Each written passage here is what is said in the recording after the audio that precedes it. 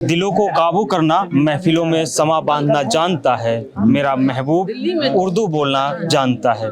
ये शेर मैं इसलिए कह रहा हूँ क्योंकि आज वर्ल्ड उर्दू कॉन्फ्रेंस किया गया और अलग अलग देशों से लोग आए। सर, ये वर्ल्ड उर्दू कॉन्फ्रेंस किया गया और मौजूदा हालत में उर्दू को लेकर तमाम तरह की धारणाएं भी हैं, इसको लेकर आप क्या कहते हैं? देखिए, उर्दू बहुत सारी नई बस्तियों की उर्दू ने तलाश की है।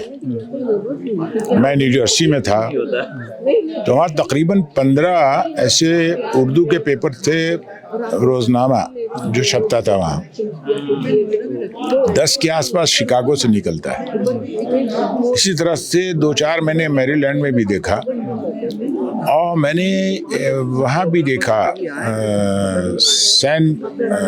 ह्यूस्टन में और सैन होजे में। तो लंदन, अमेरिका में नई बस्तियाँ हैं, एक से एक लोग उर्दू में बात कर रहे हैं। अभी इजिप्ट से आए हैं ये।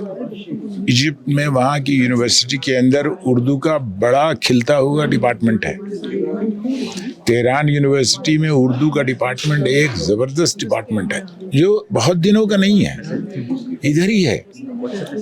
तो ऐसा नहीं है कि उर्दू ने अपनी मकसदियत को हासिल नहीं किया है। उर्दू की मकसदियत अपनी जगह पर है और आज भी आप देखें जो महफिलें और मुशायरे हैं वो गली कूचे में हो रहे हैं। तो हमें नहीं लगता कि उर्दू का मुस्तक़बिल ताबनाक नहीं है।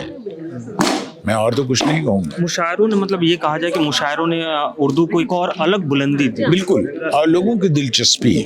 अब रेख्ता ही को ले लीजिए आप। ये जो रेख्ता.com है, ये गैर बहुत सारे उसमें गैर उर्दू हजरात भी हैं और तमाम अक़वाम के लोग हैं कि जो जश्न बहारा करते हैं और उसमें मुशायरा जो होता है वो कामना प्रसाद का है। तो इसमें आप देखेंगे कि दिलचस्पी जो उर्दू से है, हो सकता है कि अभी जो आने वाली जनरेशन है उसके अंदर वो इन्हिमाक उर्दू से नहीं पैदा हुआ। वो उसकी वजह इक़्तिसादी भी हो सकती है कि वो उर्दू पढ़ने के बाद। मगर अब मैं आपको ले चलता हूँ, अगर आपने ये सवाल किया है तो मैं आपको ये अर्ज़ कर दूँ कि मैं जिस यूनिवर्सिटी का वाइस चांसलर हूँ, वाला था कि आप जिस यूनिवर्सिटी के वाइस चांसलर जी, मौलाना आज़ाद नेशनल उर्दू यूनिवर्सिटी, जिसका मीडियम ऑफ इंस्ट्रक्शन उर्दू है। और आप यकीन जानिए कि वहाँ पर बिल्कुल आज़ादी है और हमारे जो बच्चे आते हैं, दूर दराज से बच्चे आते हैं, वो उर्दू में अपनी थीसिस भी लिखते हैं। जॉब अपॉर्चुनिटी को लेकर बहुत इनसिक्योरिटी है बच्चों में उर्दू से। जैसे मैं जामिया का तालिब इल्म रहा हूँ, उर्दू डिपार्टमेंट को बहुत करीब से देखा है, मैं हिंदी से था। जॉब को लेकर एक डर रहता है कि उर्दू में जॉब नहीं है, बहुत अपॉर्चुनिटी नहीं। देखिए, आप जो है वो उर्दू ज़बान के साथ साथ आपको और भी ज़बानें सीखनी पड़ेंगी। देखिए, ये नेशनल एजुकेशन पॉलिसी 2020 में बहुत साफ कहा है और ये एक बेहतरीन अपॉर्चुनिटी है जब वो कहते हैं मल्टी डिसिप्लिनरी। तो मल्टी डिसिप्लिनरी मल्टीलिंगुअल भी है। आप अगर 3 ज़बानें हिंदुस्तान की आप जानते हैं तो ये आपके लिए एडवांटेज है। और फिर आप सिर्फ जो है वो एक ज़बान से रोज़ी के लिए क्यों इसरार कर रहे हैं?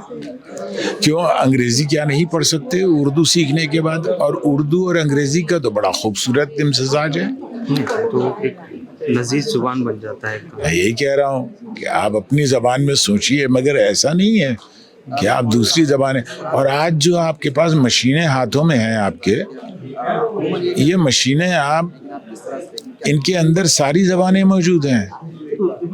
किसी ने आपको मना नहीं किया है। हमारे समय का जो जनरेशन है या हमसे नेक्स्ट जनरेशन है, उनको क्या कहेंगे उर्दू के? ये आपको तरगीब देने की बात है।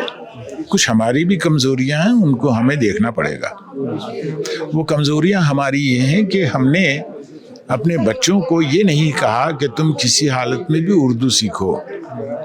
ज़बान तो बोलने वाली है मगर उनको स्क्रिप्ट नहीं आती। हाँ, ये सबसे बड़ी खामी। ये हमारी कमज़ोरी की वजह से है। हमको उन्हें ज़बान के साथ साथ उसका रस्मुल ख़त भी बताना पड़ेगा।